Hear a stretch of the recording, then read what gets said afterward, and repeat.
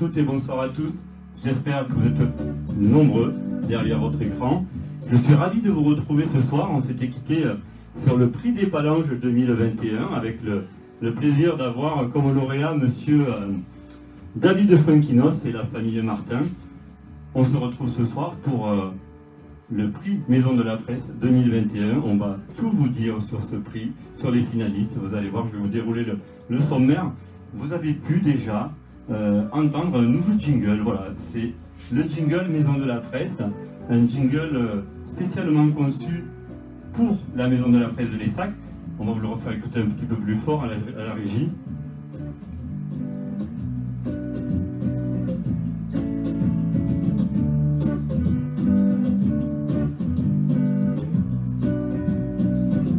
Je tenais à remercier monsieur Guillaume Muller qui est le compositeur et qui nous a joué ce morceau. Merci Guillaume de nous avoir préparé spécialement pour nous ce morceau. Vous l'entendrez à chaque fois que l'on va faire des événements, que ce soit des événements sur le numérique comme ce soir avec la page Facebook, mais que ce soit aussi des événements dans une salle. Il nous tarde aussi des événements au magasin. Voilà, c'est quelque chose qui est notre marque de fabrique. C'est notre jingle à nous, c'est notre musique. Voilà, c'était le petit début, la petite particularité de ce soir. On va démarrer tranquillement, je vais vous dérouler le sommaire. On est là pour vous faire découvrir les 6 finalistes qui sont là, devant moi. 6 titres qui vont savoir dans quelques jours si oui ou non ils sont le prix Maison de la Presse. Avant, on aura le plaisir de recevoir en direct Madame Christine Mazurel, qui est la directrice communication du groupe Maison de la Presse, le groupe NAP. Elle sera avec nous sur cet écran, voilà. On aura aussi le grand plaisir de recevoir Caroline Laurent. Alors Caroline Laurent, vous l'avez adorée parce qu'elle était dans les 5 finalistes du prix des Palanges. Il s'en est fallu de peu que Caroline remporte le prix. Elle s'était coiffée sur le fil par David Fuenquinos, mais vous l'avez adorée avec Rivage de la colère. Elle sera là pour nous parler de son livre, nous parler d'elle, nous parler de son actualité aussi. Et puis on terminera par vous dire bien le titre que l'on va soutenir dès la délibération. Voilà, on a fait notre choix. On va soutenir un ouvrage quand on va délibérer avec les autres maisons de la presse de France, les auteurs et les organisateurs. Et puis à la fin, il y aura un 3e intervenant, ça sera la surprise. Voilà, je vous avais promis une surprise. Elle sera sur la 3e personne qui sera à côté de moi sur cet écran. Là pour l'instant, vous voyez, c'est Christine qui est là parce qu'elle va intervenir en premier. Mais avant, on avait le plaisir, au prix des Palanges, d'offrir à un lecteur ou une lectrice d'être à mes côtés pour faire la lecture de ces 6 ouvrages. Alors, on n'en a pas lu 3 chacun, on a lu les 6 tous les deux. On a été jusqu'au bout depuis 1 mois et demi, on est dans les lectures. C'est monsieur Mercadier, le parrain du prix des Palanges, qui avait tiré au sort. Et c'est Anne Caz-Arrazat qui a le plaisir, en plus d'avoir fait les lectures, de venir à mes côtés. Bonsoir Anne. Bonsoir Jérôme. Je suis ravi en tous les cas de t'accueillir. Merci, moi aussi je suis contente d'être là. Bon, je sais que d'avoir obtenu cette place à mes côtés pour être dans le jury du prix des Maisons de la Presse, ça t'a fait très plaisir. Oui, tout à fait, oui. Voilà, donc on a la chance d'avoir Anne, et vous êtes nombreux à la connaître parce que Anne, c'est le l'Île-de-France, l'hôtel-restaurant Caz-Arrazat à l'Essac, pour ceux qui ne connaissent pas, entre autres, depuis de nombreuses générations, je crois. Hein. Oui, moi je suis la 6e et Florent est la 7e. 7e génération. Ça fait donc, quelques années qu'on ouais, c'est une institution à l'Essac et puis on pense à eux en plus parce qu'on est sur le dernier soir où le couvre-feu est à 19 h. Dès demain, c'est autre chose qui démarre pour vous, oui, pour vos collègues et de nombreuses professions qui ont été classées aussi non essentielles. Alors bon, ça a été comme ça depuis cette crise sanitaire. En tous les cas, la Maison de la Presse, on pense à vous, on vous soutient de tout cœur, hein, tous ces commerçants qui êtes sur le qui-vive. J'imagine que l'équipe Caz-Arrazat, elle est prête. Oui, oui, on est prêts. Vous êtes prêts, ouais. Tout le monde est prêt. Vous allez devoir... Les terrasses sont prêtes, maintenant on croise les doigts pour le soleil demain. C'est ça, voilà. Effectivement, c'est malheureusement le petit couac, mais bon, voilà. Il y a toujours une solution à tous les problèmes, et ça, vous le savez, vous, à votre établissement, quand on passe de génération en génération comme ça, les problèmes, vous avez toujours su les résoudre, et on vous encourage en tous les cas. Et toutes les professions qui ont démarré demain, nous, la Maison de la Presse, on a eu vraiment le plaisir de ne jamais fermer, on a pu rester ouvert, mais on avait toujours cette pensée pour ceux, et on sait combien nous coûte une affaire en temps, en travail et en pensée, toute l'énergie qu'on y met. Donc voilà, on va pas parler commerce ce soir, Anne, parce que je suis sûr qu'avec Anne, si on se met à parler commerce, on fait une émission sur le commerce, hein, nous, ça ne nous dérangerait pas. Hein. Non, c'est pas le but ce soir. Voilà. Le but, c'est pas ça, Anne, parce que moi, je te connais depuis 23 ans que je suis à la tête de la maison de la presse avec mon épouse Sylvie, et je te connais en tant que lectrice depuis 23 ans. J'ai eu le plaisir de connaître ton papa aussi, qui était un fidèle lecteur de mon magasin. Est-ce que c'est lui qui t'a transmis cette passion? Je pense. Alors moi j'ai commencé à lire avec la bibliothèque rose, n'est-ce pas?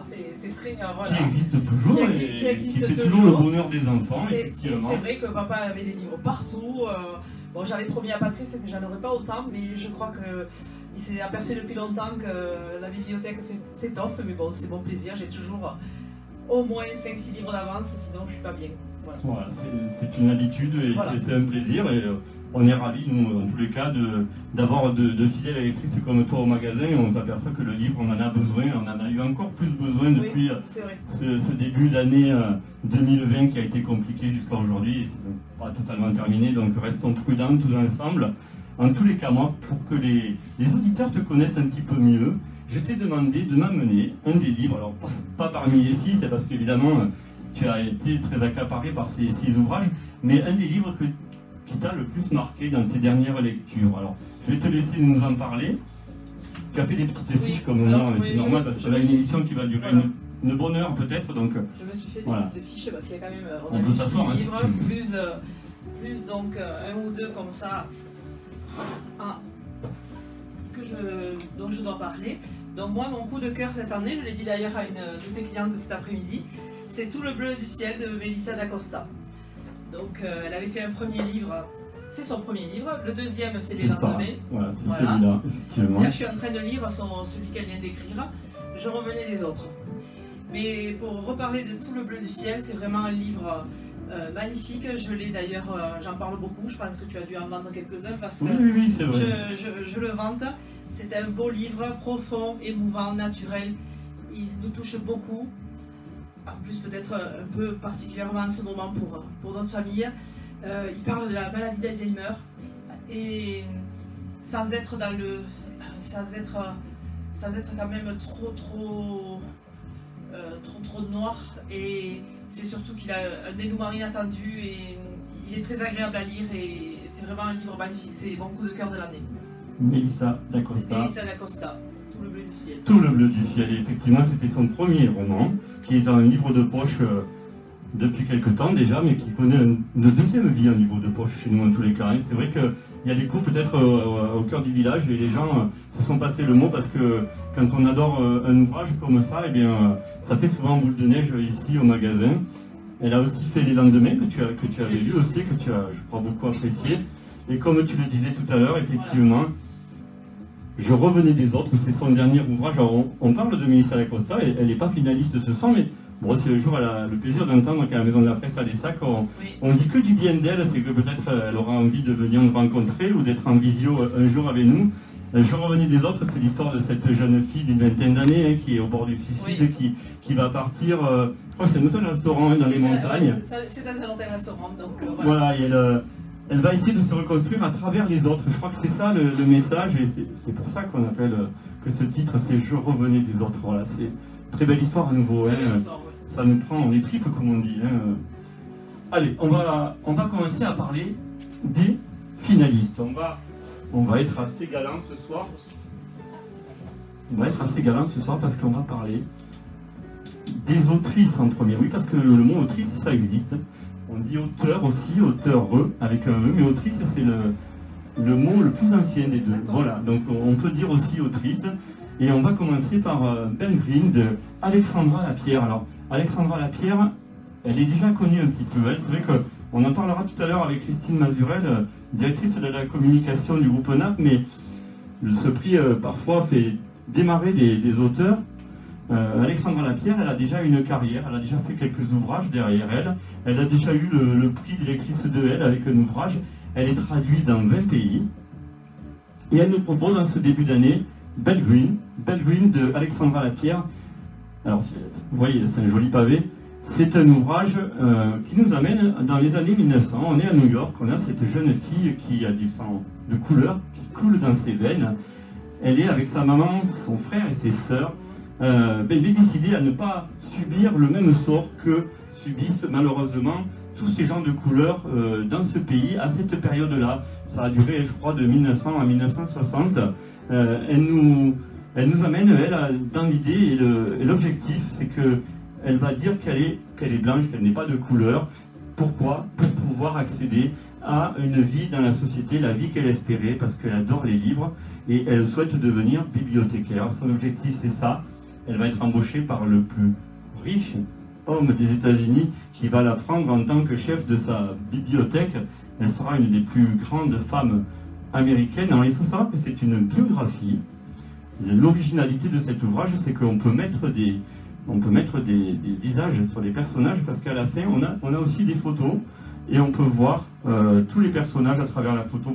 Belle, vous la voyez déjà sur l'affiche ici, sur la couverture. Alors, elle ne va pas y arriver sans mal quand même, parce qu'il a déjà fallu faire le vœu de ne pas avoir d'enfant, parce que si on prend le risque d'avoir un enfant, on peut avoir un enfant de couleur quand on a du sang de couleur. Alors Belle, ses sœurs et son frère et sa maman sont blanches de peau, hein. On va dire qu'elles se sont fait passer pour des Espagnols un petit peu, hein. Voilà, c'était ça, et elle va arriver à gravir, mais est-ce que son papa va pas revenir mettre un peu de graines de sable dans ce beau rouage? Est-ce que voilà, il va pas y avoir une naissance qui va tout mettre par terre? C'est tout le suspense de cet ouvrage.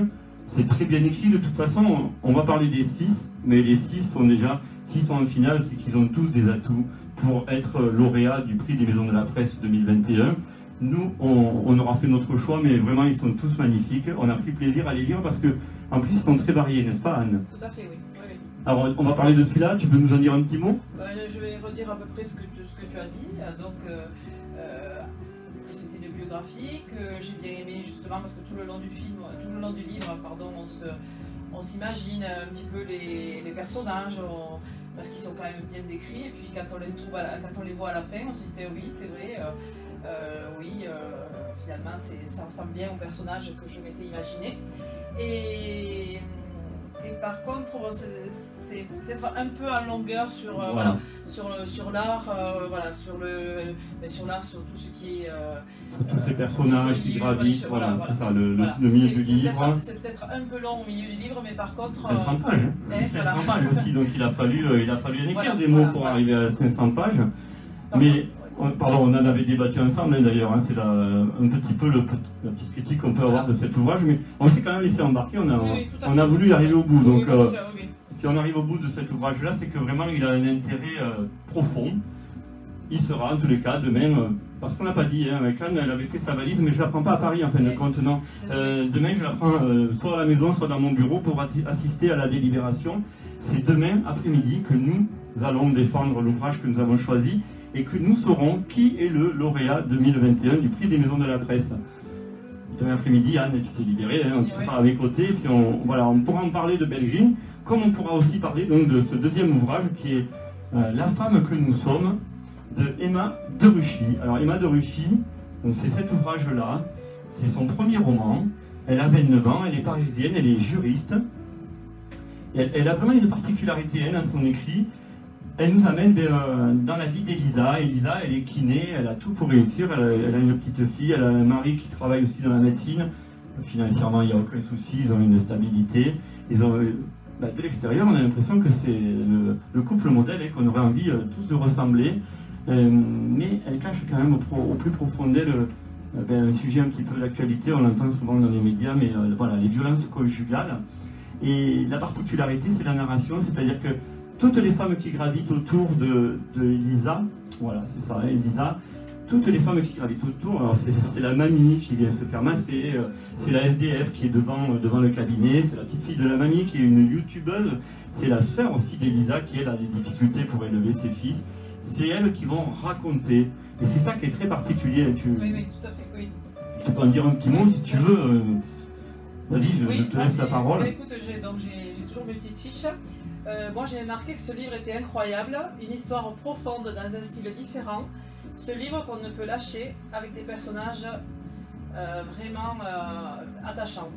Tout au long du livre, on est tenu en haleine, il nous tarde qu'une chose, c'est savoir, voilà, de savoir le dénouement. Moi, ça m'a beaucoup... On en ressort avec la boule au ventre, Ouais, je dis, oui, de cet ouvrage-là, quand même, ça secoue un peu, mais voilà, il a cette particularité. C'est ce qu'on attend aussi d'un livre un petit peu qui nous fasse réfléchir, qui nous amène dans les émotions. C'est là la difficulté. On aura des auteurs tout à l'heure et ils pourront nous en parler, parce que quand ils sont en train d'écrire, ils recherchent ça aussi, qu'on ait envie de tourner les pages, que voilà.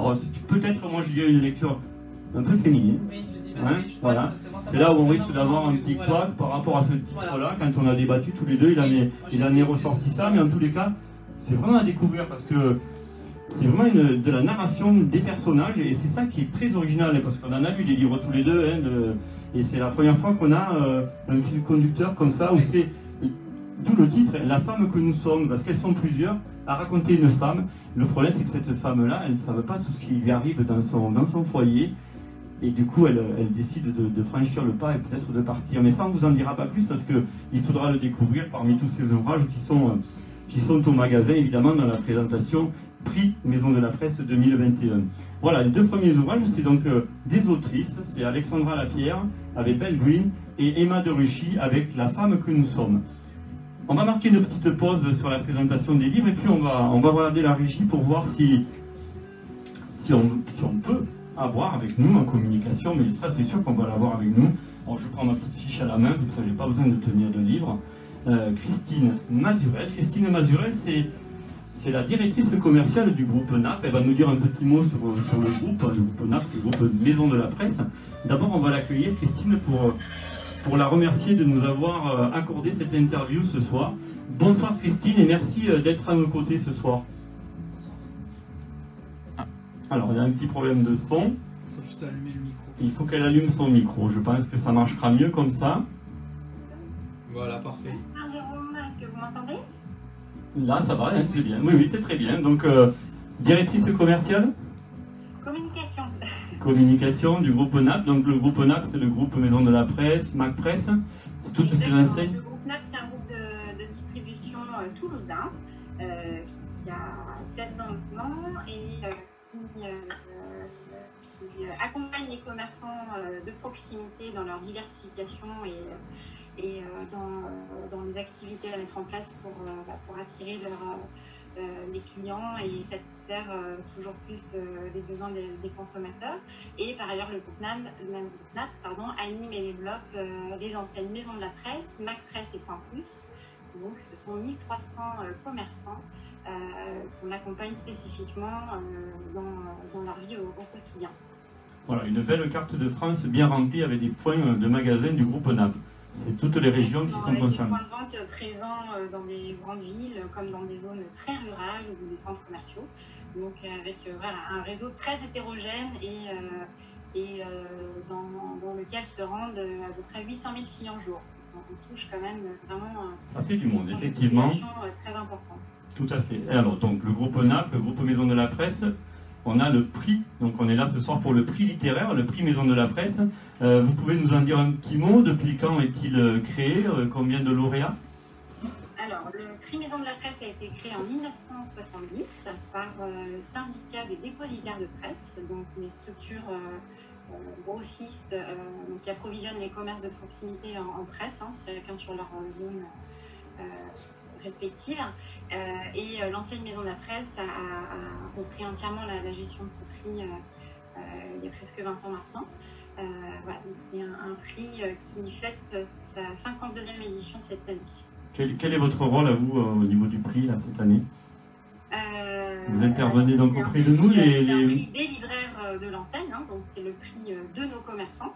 Donc mon rôle c'est vraiment d'accompagner le bon déroulé de ce prix, donc de la communication avec les éditeurs au lancement du prix, puisque on reçoit à peu près 90 ouvrages à partir de fin décembre, avec différentes étapes de sélection, donc une réception des ouvrages jusqu'à fin janvier, voilà, où on est tout un comité de sélection en interne et auquel participent de nombreux libraires, et puis différentes étapes de sélection pour arriver difficilement, parce que c'est vraiment compliqué de choisir et donc d'éliminer certains ouvrages à chaque fois. On n'est pas toujours d'accord, ça fait l'objet de vives discussions du comité de sélection, et on arrive à 6 finalistes lors de la dernière étape de sélection.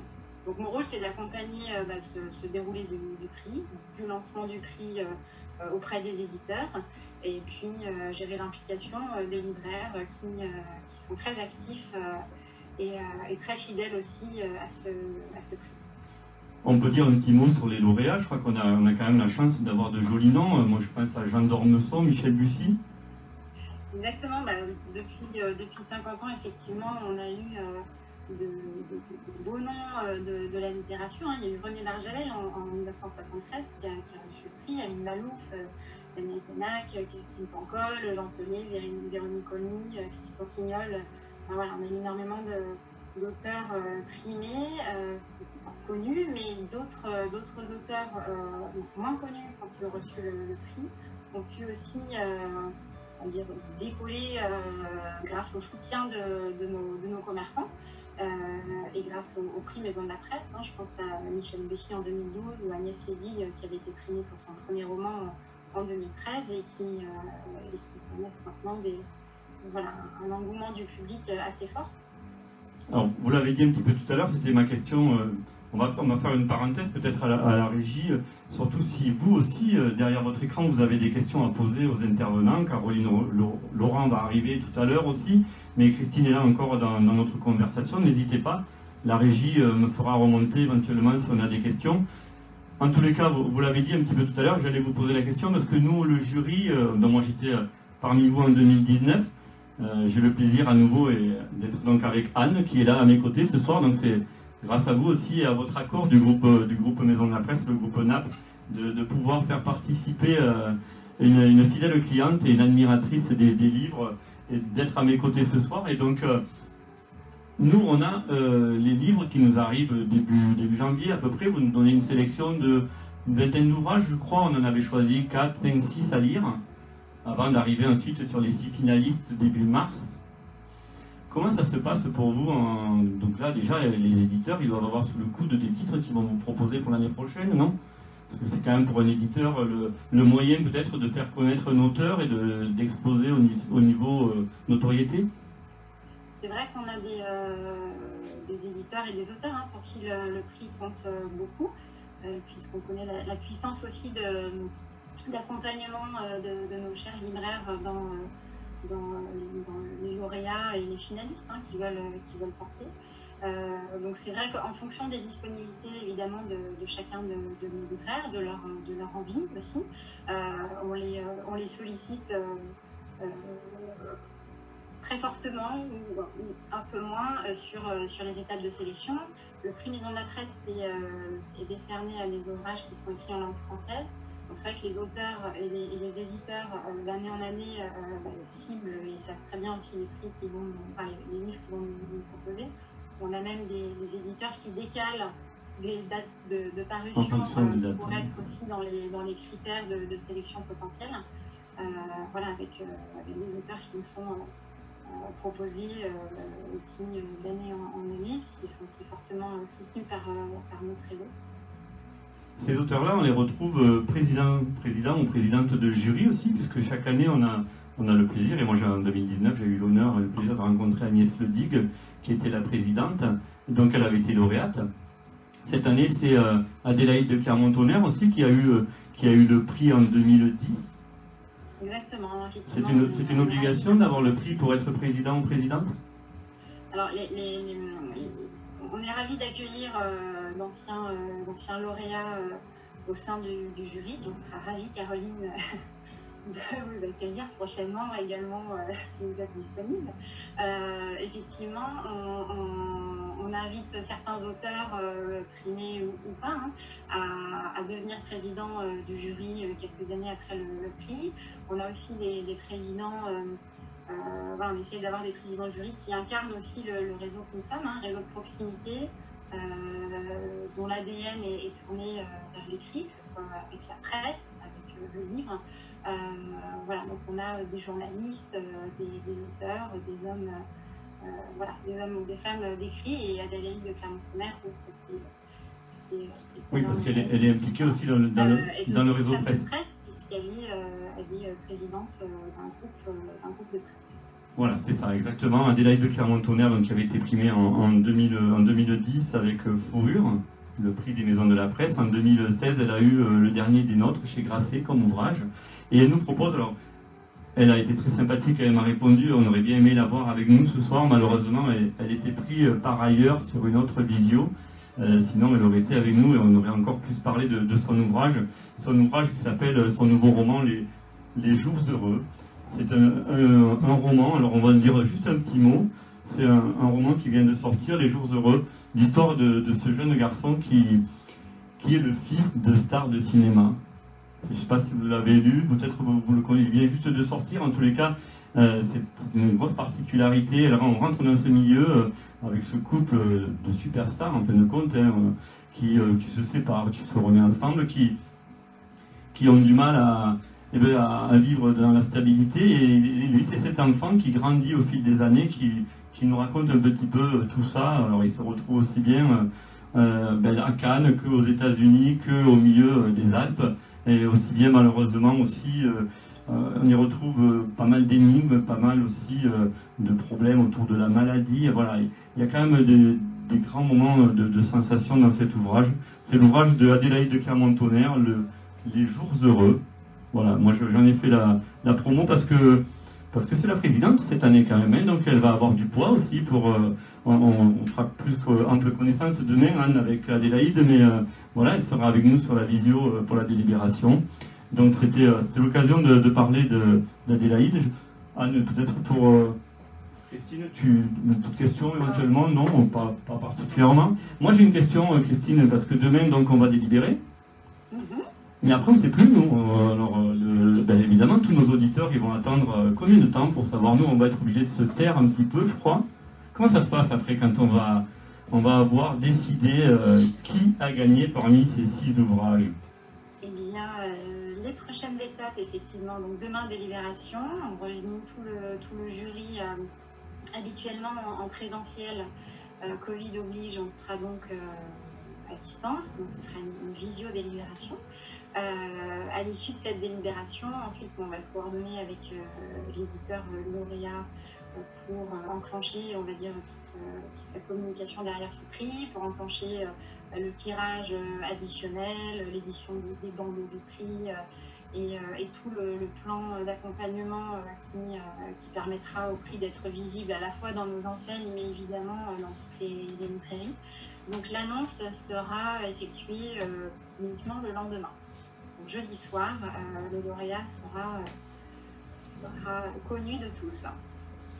Oui, c'est ça, parce qu'il y a la création des bandeaux aussi qui doit se faire après en fonction de l'ouvrage. Alors, je ne sais pas si vous le voyez, parce que à la Maison de la Presse, nous, on a anticipé déjà, on a fait un bandeau prix Maison de la Presse 2021, voilà, avec le point d'interrogation dessus. Voilà, c'était notre présentation et les 6 ouvrages qui étaient autour. Donc, on a déjà le bandeau, nous, hein, si vous avez besoin, n'hésitez pas.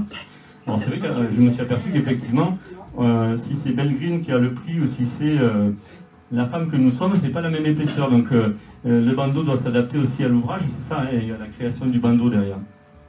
Exactement, et puis après, il y a tout le plan de communication derrière, tout le plan presse qui est mis en place pour promouvoir le lauréat, pour le mettre en avant dans tout notre réseau, pour évidemment s'assurer que le livre soit dans toutes les librairies. Donc effectivement, on travaille de concert avec les équipes des éditeurs pour assurer au mieux la vie du titre promu. Il y aura ensuite, j'imagine, une tournée promotion de l'auteur, peut-être au niveau du réseau. Je crois que c'est aussi le groupe qui s'en occupe. En général, évidemment, là on est dans un contexte un petit peu particulier, mais il y a un attachement très fort qui se fait avec le réseau Maison de la Presse, et on essaie d'organiser un maximum de séances de dédicaces et de rencontres dans nos enseignes, notamment sur la saison estivale, qui est pour le réseau Maison de la Presse une période évidemment très forte, puisqu'on est très implanté dans les zones saisonnières. Donc les lauréats sont ravis de pouvoir rencontrer leurs lecteurs au sein de nos enseignes dans les mois qui suivent. Et par ailleurs, on a quand même un réseau de libraires, voilà, encore une fois, très impliqué, très hétérogène, hein, parce qu'on a vraiment des très gros libraires comme des tout petits, dans des toutes petites villes, mais qui sont très dynamiques, et vous en êtes évidemment, Jérôme, un très bon exemple. Donc voilà, on est quand même, je suis très fière de travailler pour ces commerçants qui s'impliquent au quotidien pour promouvoir la lecture et le livre dans leurs villes respectives. Merci, c'est gentil en tous les cas. Et nous, on aura le plaisir, Anne proposera même dans son logis de France, si vous avez le plaisir de passer sur l'Aveyron, de venir faire un petit détour à l'ESSAC, et ce sera la bienvenue, bien sûr. Ce sera avec plaisir qu'on vous recevra un jour à l'ESSAC en tous les cas. Merci d'avoir répondu à notre invitation, Christine. Merci beaucoup à vous. Et on va se dire donc à demain, puisqu'on se voit demain après-midi en visio pour la délibération. Merci beaucoup, Christine. À demain. Au revoir. Au revoir. Voilà, je trouve que c'était sympa d'avoir un petit peu aussi cette vision de par l'organisation. On va se remettre dans la lumière pour continuer évidemment de dérouler les 6 finalistes. On en a déjà vu 2, les autrices et les auteurs. Je ne sais jamais si on dit les 2, moi je dis les 2, j'aime bien ce mot autrice, ce vieux mot français. En tous les cas, c'était une vision, on a appris un petit peu sur le déroulé, sur l'historique du prix Maison de la Presse, de notre groupe Maison de la Presse qui s'appelle le groupe NAP. Voilà, 1350 enseignes, c'est pas rien, il y a eu plus de 800 000 clients par jour. Donc voilà, on a quand même un petit peu de poids et ça montre l'importance aussi de nos magasins au cœur des villes et au cœur des villages. Voilà. On va continuer notre déroulé avec Frédéric Perrault. Frédéric Perrault, son titre, c'est Pour une heure oubliée. Alors il est là, on le voit, il est au centre de la présentation. Frédéric Perrault, c'est un premier roman, comme Emma de Ruchy. Voilà, c'est un premier roman. Alors lui, par contre, il est scénariste, il est réalisateur, il a fait pour le cinéma, le théâtre, la chanson. Il est aux éditions Mialet Barreau. C'est une édition qui s'est créée, qui s'est regroupée dans les années 2020. C'est pas la plus connue, ça sera peut-être l'occasion peut-être de la connaître un petit peu mieux si Frédéric Perrault a le plaisir d'être le prix Maison de la Presse 2021. En tous les cas, moi, j'ai beaucoup aimé son histoire qui s'appelle Pour une heure oubliée. Alors c'est l'histoire d'Émile. Je vous en fais un petit débrief. Un petit débrief comme ça, c'est l'histoire d'Émile qui bien des années plus tard est en couple, mais sauf qu'avant il a caché à sa compagne qu'il avait fait, je crois, 13 ans de prison. Il avait aussi, il était parti un petit peu pour revenir plus en discrétion et oublier ce passé, parce que il y a 20 ans, il était invité chez une de ses copines, et l'amitié est très forte avec Paul et Manon, son copain et sa copine, et ils étaient invités, lui, à une soirée, il voit une jolie fille au bar, enfin, il l'accoste, et puis ils partent se retirer dans une pièce à côté, ils discutent, il ne se passe rien entre eux, pas du tout, mais voilà, ils ont bu quelques coupes de champagne. Et puis c'est là qu'on se dit, mais il y a une heure qui lui manque, parce que quand il se réveille, cette jeune fille, elle est morte à ses pieds. Donc tout l'accuse, et il va se retrouver, sans étant vraiment sûr de lui, en prison, parce que c'est lui qui va être le meurtrier. On se retrouve des années plus tard, il est en couple, il a tout caché à sa compagne, et sur la table, quand cette compagne se lève, il y a une lettre. C'est une journaliste qui a envie de rouvrir cette page, et qui a envie d'approfondir. Alors c'est pas par hasard, mais je vous en dirai pas plus. Mais sa compagne apprend le passé d'Émile, et même lui, il va replonger dans ce qu'il n'avait plus envie, mais peut-être ça va lui faire du bien aussi de savoir la vérité, de savoir ce qui s'est passé ce soir-là. On est là, on navigue entre le passé, le présent, le futur. C'est vraiment un moment particulier de lecture, mais moi j'ai tourné une page et de suite j'avais envie de tourner la page d'après, donc ça c'est toujours bon signe. Moi ça fait partie de mes coups de cœur, je vous dis, les 6 sont formidables. Mais Pour une heure oubliée, j'adore la couverture avec ce tube, avec écrit là, parce qu'Émile, quand il revient dans sa reconversion, quand il revient dans la société, il va vendre des glaces, Émile. Donc il a un vieux fourgon dans lequel il fait des très bonnes glaces. Voilà, c'est très terre à terre, mais c'est très, très bien écrit, c'est tout plein de rebondissements. Anne, tu peux nous en dire un petit mot peut-être? Oui, je voudrais juste rajouter que pendant presque tout le livre, Émile se croit coupable. Pour lui, il est coupable. Donc c'est grâce à cette journaliste qui finalement éveille on met un peu la panique dans son couple parce que Bardi, ça fait pas bien plaisir à sa compagne, mais c'est vrai que petit à petit, ben, il se pourrait que finalement elle lui envoie des signaux, elle le fait chercher, il y a mais ça, il ne sait même pas que c'est, je pense à quelque chose là sur une vitrine, il ne sait même pas que c'est elle, et lui il commence à s'interroger, est-ce que finalement, est-ce que c'est vraiment moi, c'est peut-être pas moi. Voilà. Et c'est vrai que,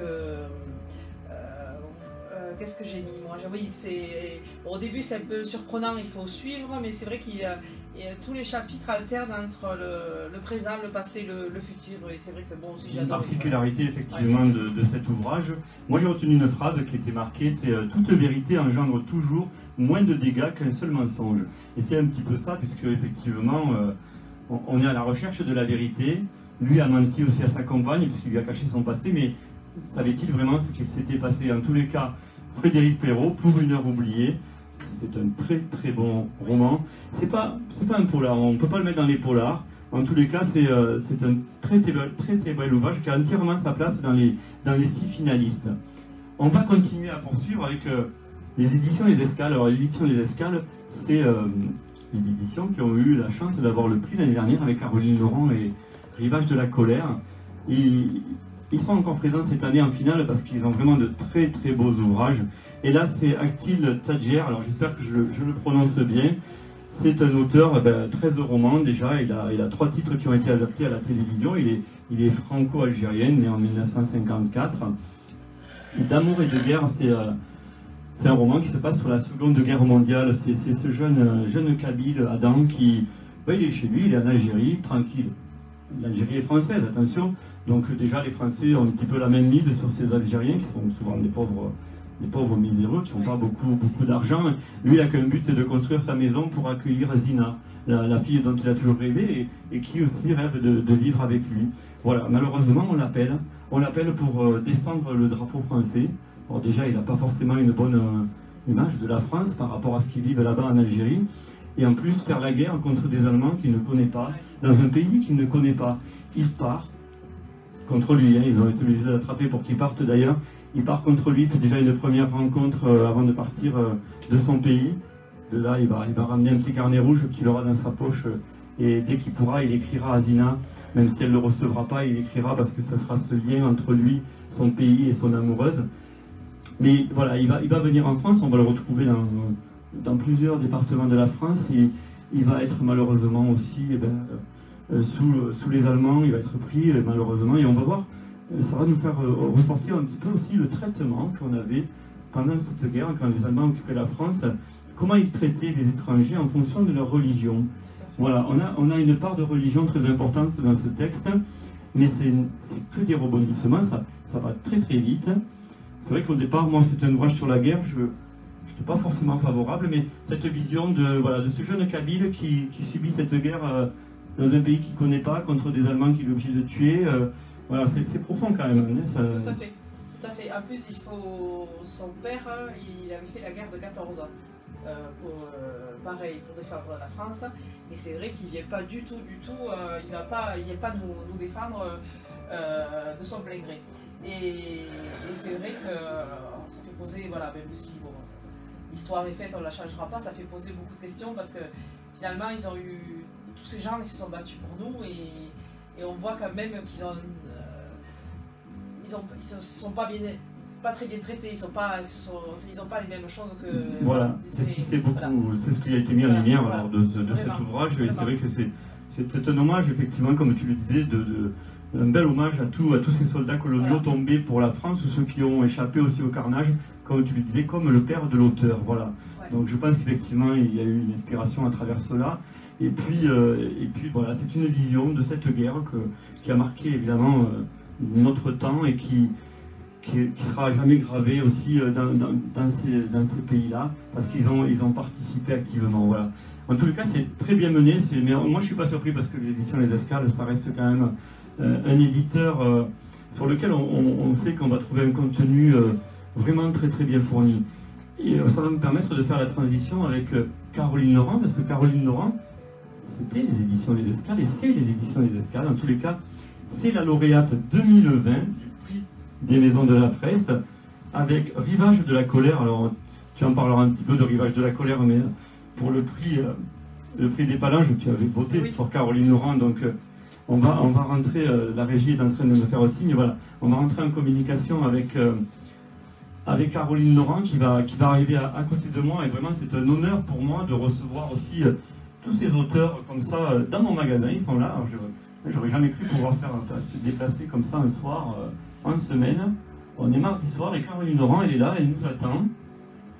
Elle va apparaître dans un instant à l'écran, et puis on va pouvoir déjà commencer un petit peu sa biographie, parler un petit peu d'elle, parce que Caroline Laurent, elle est franco-mauricienne, elle a fait des études à la Sorbonne. Ensuite, elle est partie travailler chez Lattès, voilà, un parcours dans les éditions à la sortie de la Sorbonne. Je crois que Caroline Laurent, c'est quelqu'un qui a toujours été très proche des livres. Alors, on espère qu'elle va arriver sur le... Faut juste qu'elle parle. Alors moi je vous entends, mais ça voilà, Caroline, c'est parfait. Eh bien, Caroline, merci beaucoup. On va s'asseoir, Anne, pour accueillir Bonsoir. Caroline. Bonsoir. Bonsoir. Bonsoir. Comment ça va?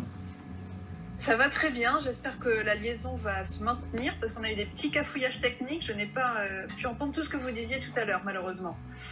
Ben, c'est très bien, je crois qu'on a dit un petit peu que du bien des éditions des Escales, et puis on a parlé un petit peu de vous parce qu'on veut mieux vous connaître. On a la chance de vous avoir ce soir en direct avec nous. Caroline Laurent, franco-mauricienne donc, des études à la Sorbonne, après un travail chez Lattès, aux éditions, et là c'est parti. J'ai commencé effectivement ma carrière d'éditrice aux éditions Lattès. Donc c'était au moment où notamment Delphine de Vigan a sorti Rien ne s'oppose à la nuit. Et puis j'ai eu la chance donc, de travailler avec elle, de travailler sur D'après une histoire vraie. J'ai eu la chance de travailler avec Philippe Lançon à l'époque, donc des auteurs français importants. Et puis je suis passée moi-même par les Escales où j'ai créé le domaine français. La collection n'existait pas à l'époque puisque la maison ne faisait que de la littérature étrangère jusque-là. C'est une jeune maison, hein, les Escales. La maison a été créée en 2012. Donc j'ai eu le bonheur de monter cette collection de littérature française et francophone, de la faire vivre, de découvrir aussi le monde de la librairie en me déplaçant un petit peu partout pour voir comment ça se passait sur le terrain. Et ensuite, j'ai été embauchée aux éditions Stock, où j'étais directrice littéraire. Et j'ai créé là aussi une nouvelle collection de littérature, avant de décider, suite au premier confinement l'an dernier, de voler de mes propres ailes et de créer ma propre agence éditoriale indépendante. Donc voilà, aujourd'hui, je suis indépendante. On va en parler tout à l'heure, effectivement. On va parler un petit peu de vos écrits. Le premier ouvrage, c'est « Et soudain la liberté », oui, avec Evelyne Pizier. Vous avez quand même eu le plaisir d'avoir le prix des lycéens, c'est ça? Alors, c'est un livre qui a reçu plusieurs prix, le prix Marguerite Duras, qui était cher à mon cœur, et effectivement le Grand Prix des lycéennes de Elle. Une particularité, c'est que vous l'avez coécrit, mais vous l'avez terminé, c'est ça? Parce que malheureusement, Evelyne Pizier est décédée. Oui, c'est une histoire assez atypique. C'est un livre que j'ai commencé, entre guillemets, en étant simplement l'éditrice. Une amitié forte s'est nouée ensuite entre cette femme qui à l'époque avait 75 ans et moi qui en avais 28. Et une forme de confiance, de partage de mémoire. Et elle me racontait l'histoire de sa mère notamment, qui a réussi un parcours d'émancipation à une époque où les carcans étaient assez nombreux. Et au bout de 6 mois de complicité, de travail sur son texte, malheureusement, elle est décédée brutalement. Et ses dernières volontés avant de mourir, c'était que je termine pour elle le livre, sachant qu'on avait vu ensemble à peu près le premier quart du manuscrit et que donc le travail et le chantier étaient énormes. Et par amitié, donc j'ai terminé ce livre et ce volume en fait contient tout à la fois le dernier roman de cette femme, Evelyne, et mon premier roman à moi. Donc c'est une histoire vraiment de transmission à l'intérieur du roman. Vous pouvez nous en dire un petit mot de ce roman, de ce contenu? C'est vraiment le parcours d'une mère et de sa fille à travers toutes les épreuves de la deuxième moitié du XXe siècle, de femmes qui vont peu à peu conquérir leur liberté. L'histoire commence en Indochine, on est en 1945, très vite les Japonais entrent en guerre avec les Français sur ce morceau du monde colonial. Et Evelyne et sa mère vont être enfermées dans un camp de concentration japonais du côté de Hanoï. et créer une relation fusionnelle très très forte qui va les marquer pendant toute leur vie. Et puis on va suivre l'itinéraire de cette famille à travers l'histoire. Et en parallèle de cette histoire d'émancipation, j'ai intégré ce qu'on pourrait appeler le roman du roman, c'est-à-dire ma propre rencontre avec Evelyne, la manière dont finalement l'histoire autour du livre était presque plus folle que l'histoire elle-même, et pour expliquer ce que c'est aussi que ce drôle de métier d'éditeur et permettre au lecteur d'entrer dans les coulisses un petit peu de la fabrique du roman. Voilà, c'est une histoire de femme, c'est une histoire de transmission, c'est une histoire de conquête de la liberté. Donc c'est un ouvrage que l'on trouve en format livre de poche chez Pocket. Donc voilà, si on a donné envie à des auditeurs de se le procurer, il est en format livre de poche. On va en arriver au prix Maison de la Presse 2020, évidemment, avec Rivage de la colère. Ça, chez nous, à l'ESSAC, en tous les cas, ça a été un succès incroyable, et ça l'est toujours, puisqu'il a sa version format poche aussi, qui est arrivée dans les rayons. Rivage de la colère, on est à l'île Maurice en 1967. On a cette petite île, Diego Garcia. Moi, je vais en faire le petit résumé, mais vous en parlerez mieux que moi. Mais je l'avais fait pour le prix des Palanges, puisque vous avez été finaliste avec cet ouvrage parmi les 5 titres que j'avais retenus de mes lectures 2020. 1967 sur l'île Maurice, la petite île Diego Garcia, l'indépendance de l'île Maurice. Mais voilà, cette île à côté, ben non, c'est les Américains qui vont la garder pour base stratégique. Et on aura 1 heure pour partir. Et c'est ce personnage, Marie-Pierre, je crois, si je me rappelle bien, que l'on va suivre, parce que avant ça, elle aura eu une relation avec un beau jeune homme qui descendait tous les mois parce qu'un ferry accostait pour amener des vivres et des besoins sur l'île. Et elle va se retrouver à partir sur l'île Maurice. Voilà, c'est son parcours. Vous allez mieux le résumer que moi, parce que c'est votre œuvre, c'est votre chef-d'œuvre, je dirais même. Ça, c'est gentil. De toute façon, de mon 2e livre, vu que je suis encore une débutante, donc je prends ça avec beaucoup d'humilité. Mais c'est vrai que c'est une histoire qui résonne avec la trajectoire de ma propre famille, puisque ma mère et mes grands-parents ont eu la chance de vivre au début des années 60 sur cet archipel des Chagos, qu'à peu près personne ne connaît, qui se trouve au sud des Maldives, vraiment en plein cœur de l'océan Indien, et qui pendant des années était dépendant de l'île Maurice. L'île Maurice étant elle-même à l'époque dépendante des Britanniques. Ça a été une colonie de 160 ans ou presque. C'est une histoire vraie, que peu de gens connaissent. C'est l'histoire d'une déportation méconnue, tragique, puisqu'effectivement la population locale, donc les Chagossiens, qui étaient des descendants d'esclaves malgaches, se sont retrouvés de manière extrêmement brutale, expulsés de leur île pour faire place nette, afin que les Anglais, qui avaient passé un pacte en fait avec le gouvernement mauricien, puissent louer aux Américains cette île extrêmement bien située. On est en pleine guerre froide, le contexte est vraiment très important. Et effectivement, les Américains ont investi les lieux pour monter une base militaire qui existe toujours aujourd'hui, qui est la base militaire de Diego Garcia, qui permet d'envoyer des missiles, des fusées sur l'Irak, l'Afghanistan, à l'époque sur le Vietnam, enfin qui était vraiment plus que stratégique. Et ce que je raconte, c'est l'itinéraire effectivement d'une Chagossienne qui va devenir un petit peu le leader en fait politique du mouvement de contestation, puisque la beauté de l'histoire réside dans la révolte de ce peuple. Ils auraient pu vraiment rester écrasés par la puissance coloniale anglaise, mais une fois déportés à Maurice, à la suite de quelques femmes qui étaient vraiment plus fortes que les autres et qui ont entraîné à leur suite tout le reste de la population, eh bien, ils ont décidé de se révolter et de batailler pour récupérer leurs terres et avoir le droit tout simplement de retourner vivre là où ils étaient nés. Donc cette histoire, elle continue aujourd'hui, 50 ans après les faits. Il y a eu de nombreux procès contre la Cour d'Angleterre. Moi, j'ai assisté au plus grand des procès qui s'est tenu à la Cour internationale de justice de La Haye. Un procès qui a donné raison aux Chagossiens, même si malheureusement les Anglais n'ont toujours pas finalement décidé de se retirer de l'archipel. Mais voilà, c'est une histoire de révolte, c'est une histoire de colère, là aussi c'est une histoire de transmission. Et c'était une manière pour moi aussi de braquer le projecteur sur une réalité totalement méconnue, mais qui condense toutes les problématiques de notre monde contemporain, parce que on parle beaucoup du mouvement Black Lives Matter, on est un peu dans ça. C'est l'héritage évidemment du monde colonial et avec tous ces soubresauts.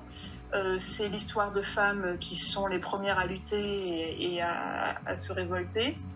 Donc c'est une histoire que je trouve finalement éminemment contemporaine, quand bien même elle se déroule surtout à la fin des années 60. Ouais, là, on est bien rentré dans les détails. C'est un très très beau résumé de ce magnifique ouvrage qui a eu le plaisir d'être le lauréat 2020 du prix des maisons de la presse.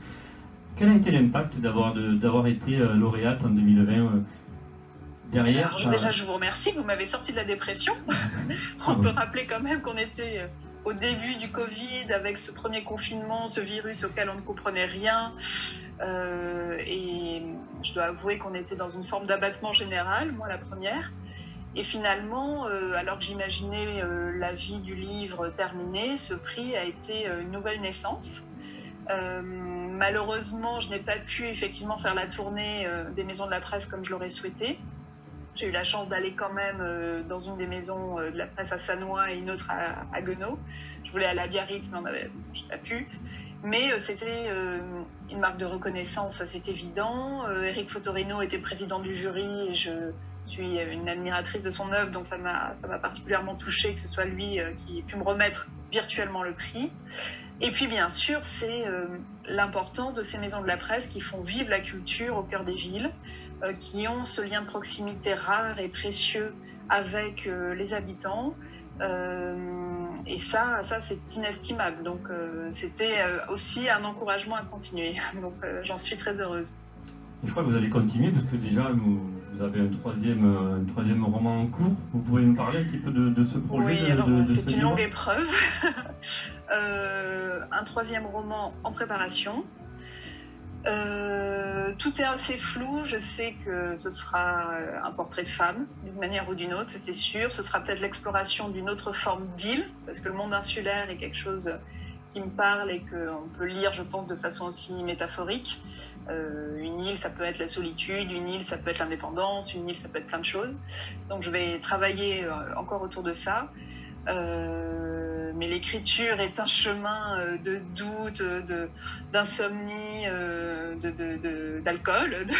Enfin bref, voilà, c'est difficile, je trouve, surtout dans cette période assez incertaine, de se sentir parfaitement disponible pour pouvoir écrire avec une totale liberté. Donc je lutte contre moi-même en permanence. Voilà. D'autant que vous avez pris d'autres responsabilités, vous l'avez dit tout à l'heure, en tant qu'éditrice externe et aussi agent d'auteur. Parlez-nous un petit peu de ce rôle. Alors, ce qui est formidable, c'est que je suis en train de créer quelque chose qui n'existe pas. Donc, je découvre au fur et à mesure moi-même en quoi consiste mon travail, et ça, c'est assez excitant. Bon, j'ai vraiment un rôle d'éditrice externe, freelance, c'est-à-dire que je travaille les textes avec les auteurs et je représente ces auteurs que j'apporte à des maisons d'édition extrêmement variées. Donc, ça me permet de faire beaucoup de fiction, mais un peu de non-fiction aussi, des essais si je le souhaite.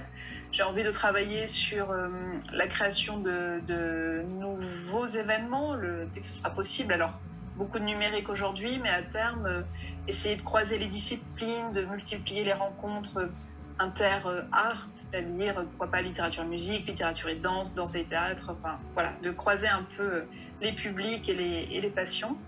Et je tiens aussi à travailler sur la francophonie. Bon, c'est forcément quelque chose qui est important pour moi et contribuer à l'émergence de nouvelles voix venues d'Afrique, du monde insulaire, du Québec, enfin voilà, de contribuer à ce rôle-là. Plein de projets, je comprends que votre ouvrage, le troisième ouvrage aussi, il faut tout mener de front, c'est beaucoup de travail, beaucoup d'idées en tous les cas et ça fait plaisir à entendre. Vous avez, je pense, avec les Escales, vous avez participé peut-être un petit peu aussi à l'édition d'Amour et de guerre. J'ai complètement participé. Et voilà, donc vous allez nous en dire un petit mot. On en a parlé avec Anne un petit peu, mais j'aimerais avoir aussi votre présentation de cet ouvrage peut-être et votre avis. C'est un livre qu'Acli, je crois, porte en lui depuis toujours. Il a eu cette phrase qui m'a beaucoup émue quand on a commencé à discuter de son roman. C'est « Je crois que j'ai voulu devenir écrivain pour écrire ce livre-là ». Donc c'était vraiment quelque chose qui pour lui était à l'origine même en fait de l'envie d'écrire. C'est basé sur l'histoire de son père, hein, donc il y a quelque chose de très intime dans ce qu'il nous raconte. Moi, ce qui m'a passionné au-delà de ses qualités de conteur qui sont incontestables, parce qu'il manie à merveille l'humour, la tendresse, ses personnages sont très attachants, très incarnés. Moi, ce qui m'a beaucoup intéressée sur le plan plus historique, c'était de mieux comprendre finalement d'où venait la guerre d'Algérie, puisque en découvrant la manière dont les Algériens avaient été traités pendant la Seconde Guerre mondiale, et en comprenant aussi mieux comment eux-mêmes avaient perçu les faiblesses des colons, des Français, c'est une vraie maladie terrible. Et elle va nous raconter l'irracontable, elle va nous raconter ce grand voyage au pays de la folie dure, la folie qu'on soigne à coups d'électrochoc, la folie dont parlait aussi Emmanuel Carrère dans Yoga, enfin, cette folie qui est une forme d'ogre en soi. Et elle nous raconte ça, je trouve, avec une puissance admirable. C'est 130 pages, ces 130 pages, on les dévore. On a l'impression de voyager avec elle, on comprend aussi comment on s'en sort ou comment on ne s'en sort pas tout à fait d'ailleurs. Et c'est un témoignage absolument brillant, virtuose. C'est pour moi comparable en fait à la peinture de Soulages. C'est un outre noir, c'est-à-dire que c'est la lumière de la noirceur. Il y a quelque chose de très très profond. Alors ce n'est pas un livre de plage, ce n'est pas un livre de vacances d'été forcément quand on présente comme ça, mais en revanche c'est un livre qui répond à la définition de la littérature. Voilà. Bon, vous l'avez parfaitement bien présenté, on va le faire découvrir nous à la Maison de la Presse de Lessac. Anne, je ne sais pas si tu veux dire un petit mot à Caroline Dorin. Caroline, Anne, donc ma fidèle cliente qui a le plaisir d'être à mes côtés pour le prix des Maisons de la Presse et qui avait voté pour Rivage de la Colère pour le prix des Palinges, est ravie de pouvoir être à tes côtés en tous les cas. Par contre, je ne pourrais rien y rajouter parce que qu'est-ce que vous voulez que je dise derrière? Après, merci Anne. Je ne peux rien dire, mais j'avais voté, il m'avait vraiment plu et vraiment c'était magnifique. Et c'est vrai qu'on découvre plein de choses et comme quoi je dois être un peu, parce que j'ai beaucoup aimé moi aussi L'amour et de guerre. Beaucoup aimé aussi. Ouais, merci. Je pense que tous les titres sont très beaux dans cette sélection. Merci beaucoup. Vous avez parlé, alors je ne sais pas si on a des questions d'auditeurs, peut-être, non, il n'y a pas de remontée particulière, mais on essaie d'avoir un entretien assez complet, comme ça permet d'avoir déjà les questions posées. Vous avez parlé du musée Soulages, ben, moi ça me fait la question qui me brûle la langue, comme j'ai dit à David Frankinos ou Olivier Norek, c'est quand qu'on a Caroline Dorin qui vient visiter le musée Soulages à Rodez, mais qui vient signer surtout à la Maison de la Presse à Lessac. Mais j'espère cet été, soyons fous, peut-être que j'aurai mon vaccin un jour, moi aussi, oui, peut-être. Donc, si ça peut être cet été, ce sera avec grand plaisir, ou à la rentrée sinon. On va tous faire tout pour être vaccinés, pour être prêts à vous accueillir en tous les cas, parce que moi, je suis persuadé qu'on passera un très bon moment avec vous. Et Anne sera ravie de vous accueillir, comme elle a su le faire avec Laurent Gounel quand il est venu à Lessac. Ça a été un grand moment et on ne l'oubliera jamais, je crois. Je suis privilégiée quand même. Ouais, elle est tellement sympathique et puis nos commerçants lessagais sont tellement formidables qu'on se doit de les promouvoir aussi. Voilà. En tous les cas, Caroline, mille merci d'avoir répondu à notre invitation. Merci à vous, vraiment. Merci et je vous dis à très bientôt en Aveyron. Avec plaisir, à bientôt. Merci. Eh bien oui, elle est sympa, mais ça, on n'en doutait pas qu'elle était sympa, Caroline Dorin. Rien que dans ses écrits, on le perçoit en tous les cas. On va continuer à dérouler nos 6 finalistes. Il nous en reste encore 2 avant d'avoir le dernier intervenant.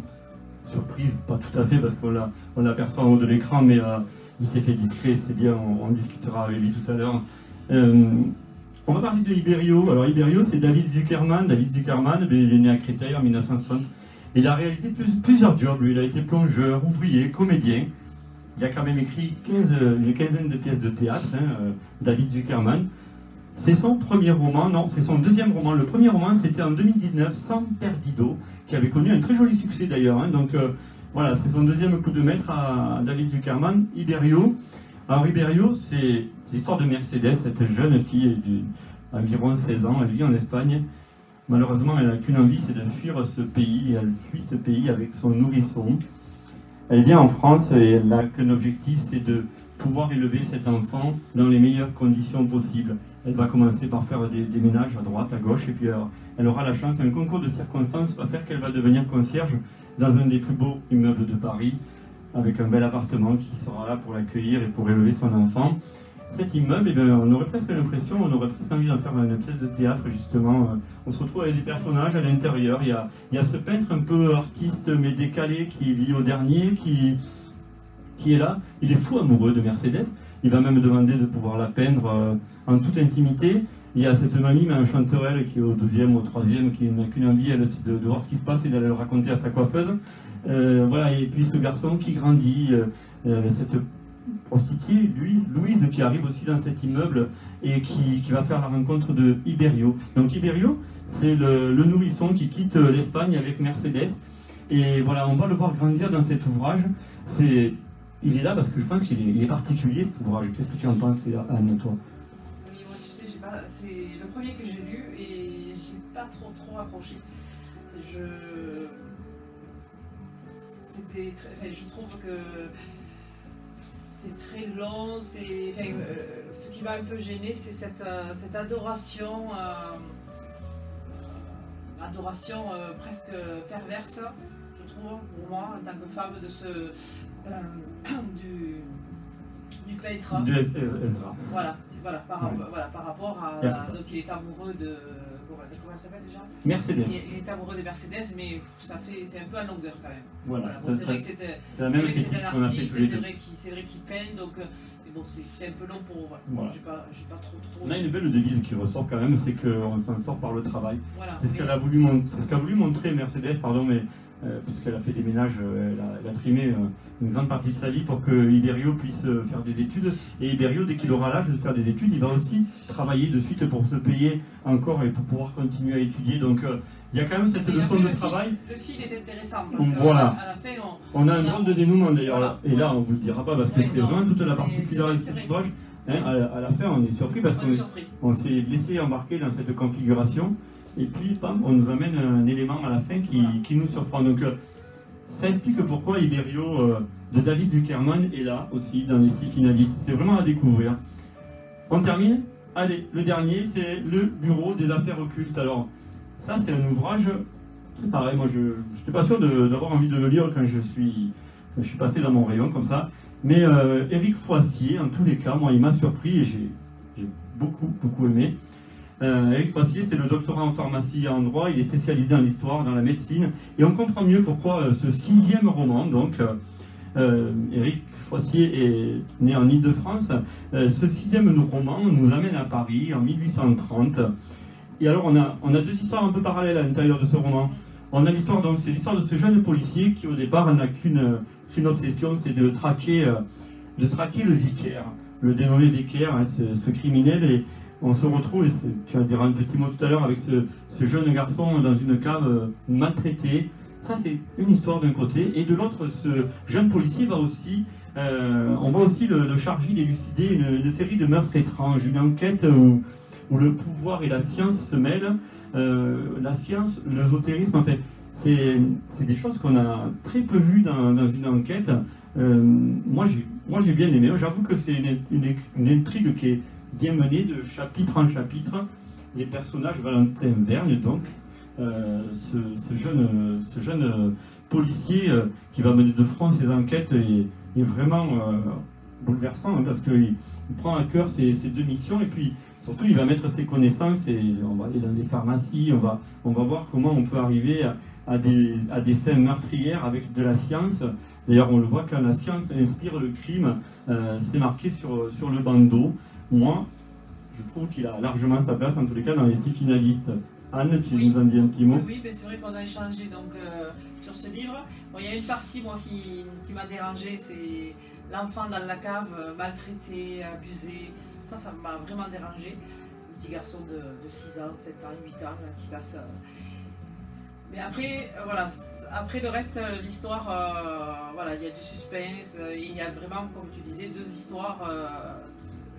imbriquées une dans l'autre, et pareil après la fin on est quand même très étonné du dénouement. Franchement, j'ai changé parce que c'est vrai qu'au début là je me disais je vais pas pouvoir finir, c'est trop dur à lire pour moi, mais c'est vrai que il nous captive. Il captive incroyablement, et en plus voilà, c'est vrai qu'au départ ça me fait peur en disant tout public, mais si on peut se laisser captivé, vraiment masculin, féminin, on est rentré dans l'histoire sans problème, et sauf évidemment ce petit garçon qui t'a un petit peu perturbé toi, mais voilà, ça reste une histoire bien menée quand même, n'est-ce pas? Oui. Non, je dis, on voit la différence un petit peu entre voilà, Ben oui, les lectures masculines et les lectures féminines, c'est là où nous on le voit aussi. Voilà. On le voit aussi au magasin, évidemment, quand on conseille pour des lectures. Voilà, on a vu les 6, ça y est, d'Amour et de guerre, Pour une heure oubliée, La femme que nous sommes, Iberio, Belgrine et le Bureau des affaires occultes. Voilà, c'est les 6 finalistes et c'est Anne qui va avoir le plaisir d'annoncer. Et c'est ce qui est formidable, c'est qu'on n'a même pas eu à se chamailler quand on a délibéré tous les deux, parce qu'avant de délibérer avec nos collègues demain en visio, on a délibéré tous les deux, on a donné des notes sur chaque titre et on a voulu voir un petit peu lequel allait ressortir.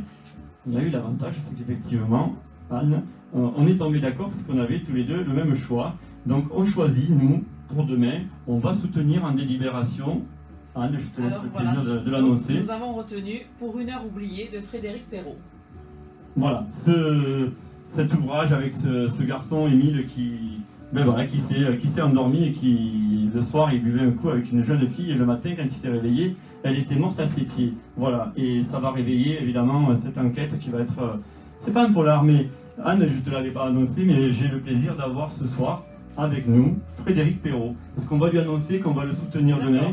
Et donc on va remettre la lumière en tamisé pour que l'écran soit bien visible, que nos auditeurs voient bien Frédéric, parce que il m'a fait le plaisir de me répondre de suite, en plus quand je l'ai contacté.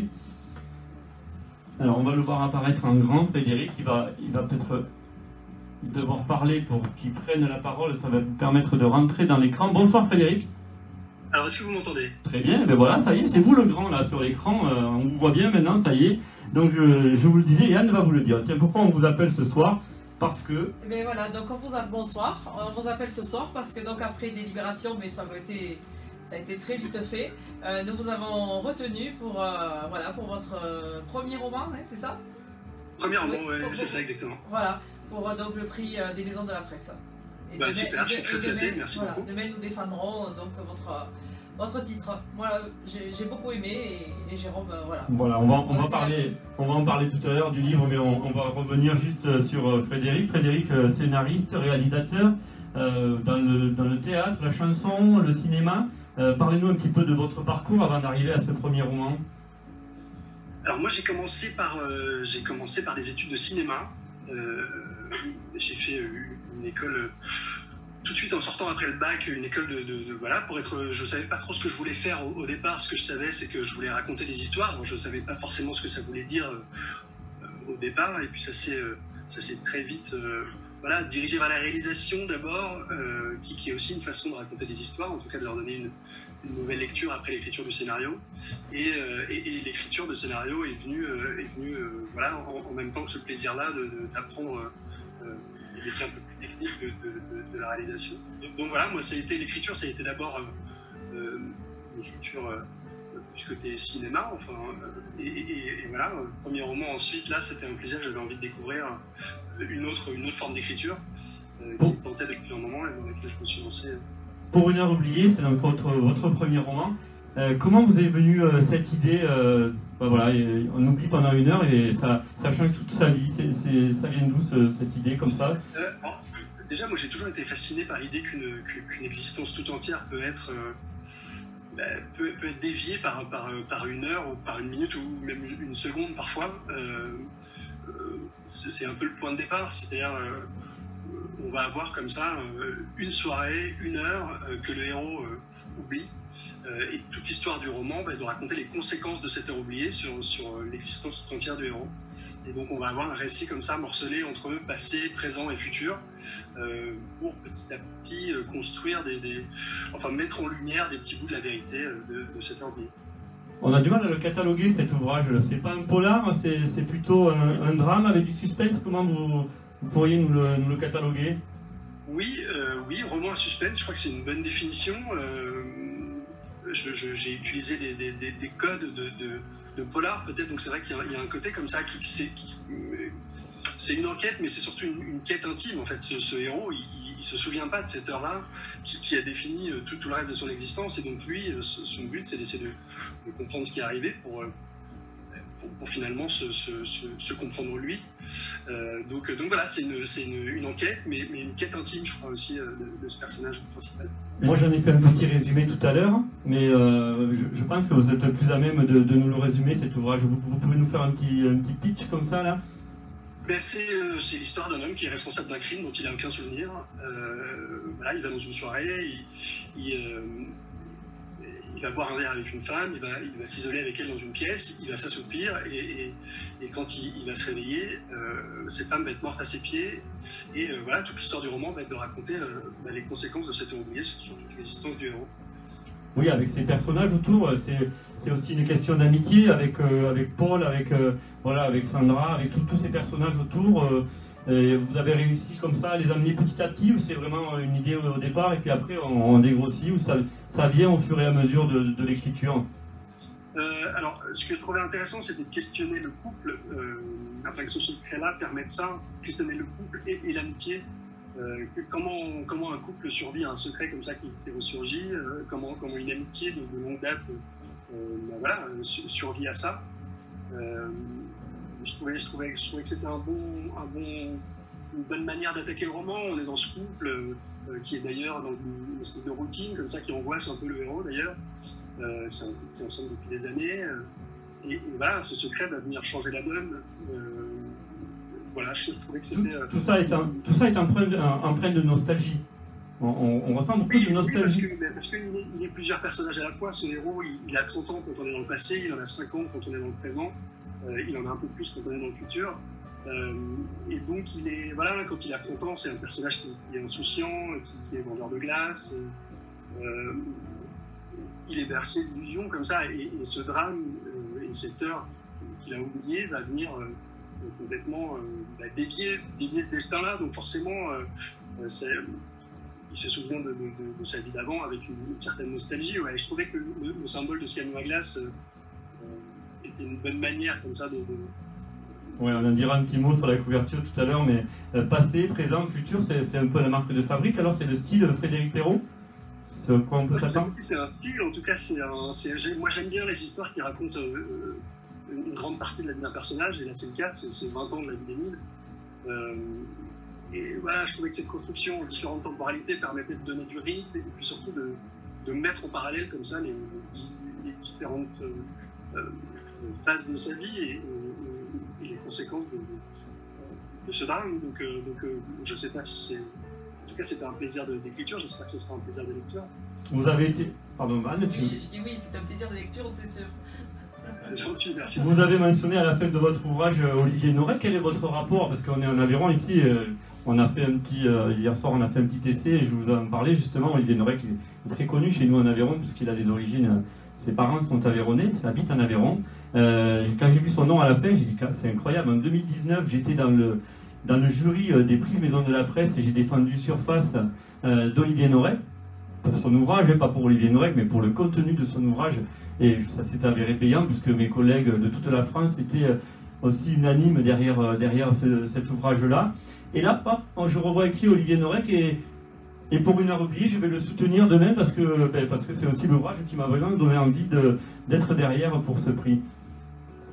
Alors, Olivier Noiret, on travaillait avec le même producteur sur un projet. Voilà, et donc je m'étais permis de le contacter parce qu'au moment où mon roman était dans le manuscrit, j'avais lu ses romans, que j'avais beaucoup aimé, et je m'étais permis de lui poser quelques questions, lui demander quelques conseils.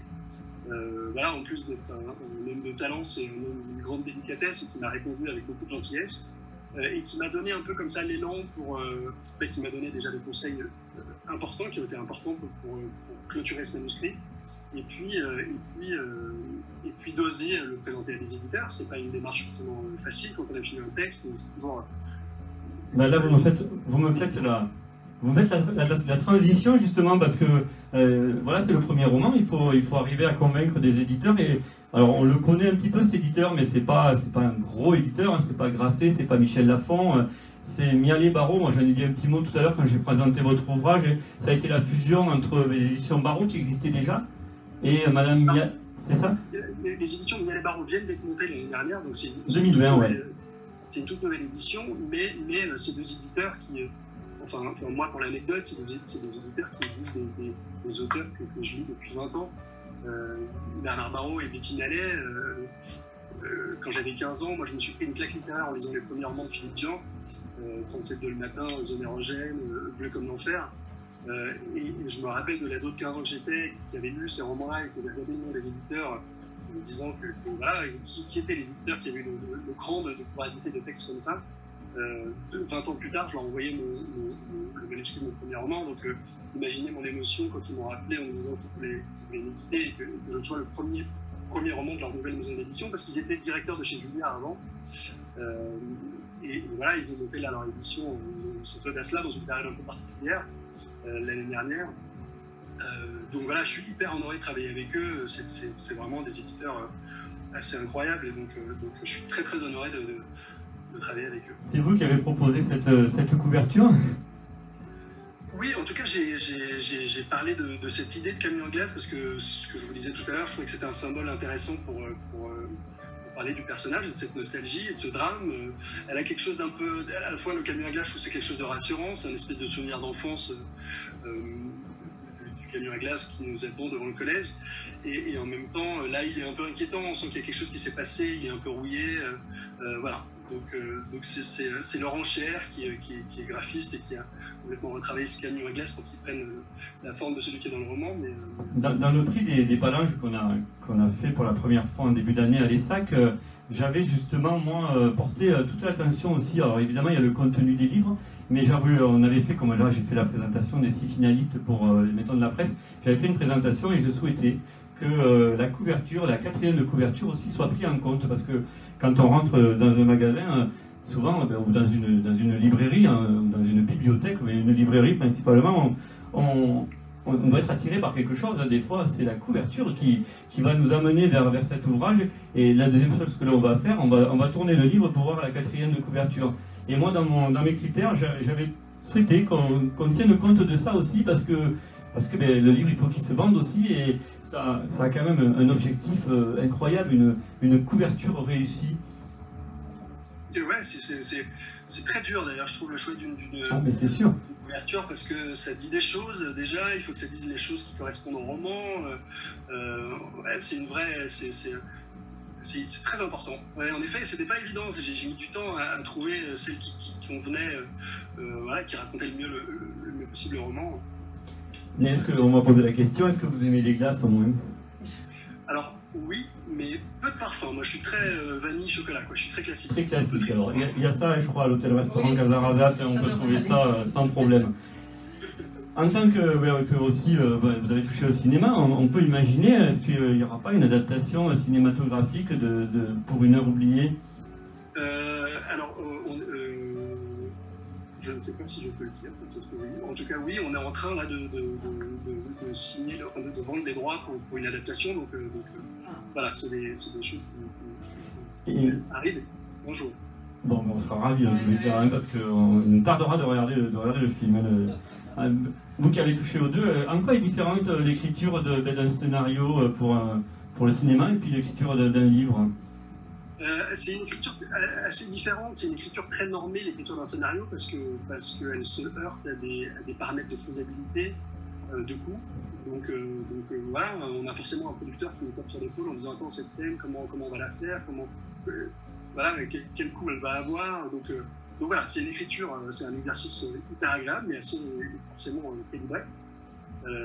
L'écriture d'un roman, c'est aussi un plaisir, moi, d'y venir, c'est que voilà, on est seul face à son histoire, on peut se permettre, voilà, c'est le champ de tous les possibles, et ça, c'était assez jouissif de pouvoir partir dans toutes les directions sans penser à une faisabilité. Donc voilà, c'était vraiment ce plaisir-là, et cette différence, elle est là, et c'est ce qui fait aussi le plaisir de l'écriture. Vous allez le renouveler, ce plaisir? C'est-à-dire qu'il y a un ouvrage en préparation? Quels sont vos projets là? C'est sur le cinéma, sur l'écriture? Oui, je suis sur le deuxième en ce moment. Ouais, j'avance, voilà, avec ces périodes de doux, de réflexion intense dont parlait Caroline Laurent tout à l'heure. Voilà, c'est à chaque fois une côté. On espère toujours arriver au bout, mais en tout cas, ouais, j'y travaille activement. Bon, vous avez dû, j'imagine, être ravi d'apprendre que vous étiez dans les 6 finalistes du prix des Maisons de la Presse. Ouais, j'étais très très honoré. Et alors, c'est une sélection d'un pays qui me tient particulièrement à cœur, parce que moi, j'ai des souvenirs d'enfance avec mes parents, dès qu'on partait en vacances, comme ça, c'était presque un passage un peu obligé, les maisons de la presse. C'est vraiment des images que j'ai comme ça d'enfance. Et puis plus récemment, moi, je ne sais pas si je l'ai raconté d'ailleurs au libraire de la maison de la presse du Touquet, mais un an avant que mon bouquin sorte, j'étais devant cette vitrine de la maison de la presse du Touquet en regardant un petit peu les romans qui étaient mis en avant. Je n'imaginais pas une seconde qu'un an et demi après, il serait dans cette vitrine et il était en coup de cœur. Enfin voilà, c'est une émotion vraiment. Je suis très honoré. J'imagine que vous attendez avec impatience la délibération aussi, parce que nous allons savoir, nous, demain soir, mais Christine nous a dit... Maintenant, on verra bien, Ouais, voilà, mais je pense que effectivement, c'est une attente... Bon, j'en avais parlé avec Olivier Norek aussi, quand il savait qu'il était dans les finalistes.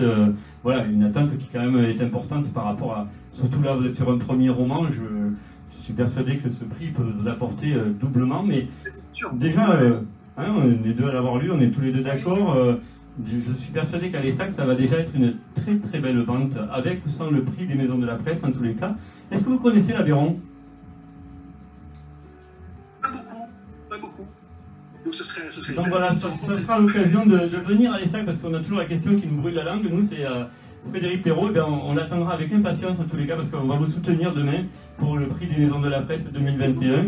Anne, je ne sais pas si tu veux lui dire un petit mot à Frédéric. Vous allez voir, on va essayer d'être fort. C'est gentil, je suis très touché. Merci. On va vous soutenir. On a beaucoup aimé tous les deux. Voilà. Donc on va vous soutenir. Comptez sur nous. Voilà, et puis après on verra avec Christine pour la tournée, si c'est le prix, pour la tournée qu'on puisse avoir Frédéric Perrault. Même s'il n'y a pas le prix Maison de la Presse, Frédéric Perrault, on vous attend nous avec impatience un jour à l'ESSAC pour organiser quelque chose, parce que je suis persuadé qu'on a plein de choses à se dire. Comme ça, on fait de la dédicace, mais on fait beaucoup de la rencontre, nous, et moi, c'est ce qui m'intéresse aujourd'hui, évidemment. De toute façon, un engendre l'autre. David Fuenquinos, on le lui a dit, il va, je l'espère, venir nous voir en fin d'année. C'est quand même monsieur David Fuenquinos, et on travaille sur l'opération pendant 6 mois avant. Quand un auteur vient chez nous, eh bien, on le fait découvrir pendant au moins 6-7 mois avant. Ses livres sont là, ils sont découverts, même l'auteur on le fait connaître à tout le monde, on en vend des quantités astronomiques, mais ça, faut pas trop le dire, on va faire des jaloux chez les autres. Mais voilà, c'est parce que nous, quand un auteur s'engage à venir chez nous, eh bien, on va tout faire en tous les cas pour que ce soit dans les meilleures conditions et qu'on passe une soirée à discuter devant le public et à dédicacer des livres. Eh bien, j'en suis ravi. Merci Frédéric, en tous les cas, d'avoir répondu à mon invitation. Merci. Merci et à très bientôt. Merci beaucoup. Merci Caroline, merci Christine, merci Frédéric d'avoir été ce soir avec nous pour l'émission Prix Maison de la Presse 2021. Je vous dis à demain Christine en tous les cas, et puis bon courage Frédéric, Caroline à l'ESSAC, à très vite. Merci à tous les trois, à très bientôt. Bonne soirée. Bon Béane, tu vois, ça se termine tranquillement. Il me l'avait dit que tu peux voir l'heure là-haut, effectivement, on a fait plus d'1 heure d'émission ce soir encore. J'espère que tu as passé un bon moment. Ah oui, c'était super. Oui. J'ai pas pu t'amener à Paris pour rencontrer les organisateurs, pour rencontrer les auteurs, mais voilà, c'est l'occasion de vivre cette expérience. C'est vrai que ça donne envie de les rencontrer, de parler avec eux, de la façon dont ils arrivent ils amènent leur histoire, est-ce qu'ils ont... voilà, il y aurait plein de questions. Ouais. Mais c'est certain. On aura peut-être l'occasion. Mais bien sûr, mais bon voilà, c'est une expérience, cette émission. Moi je prends toujours plaisir à recevoir quelqu'un à mes côtés.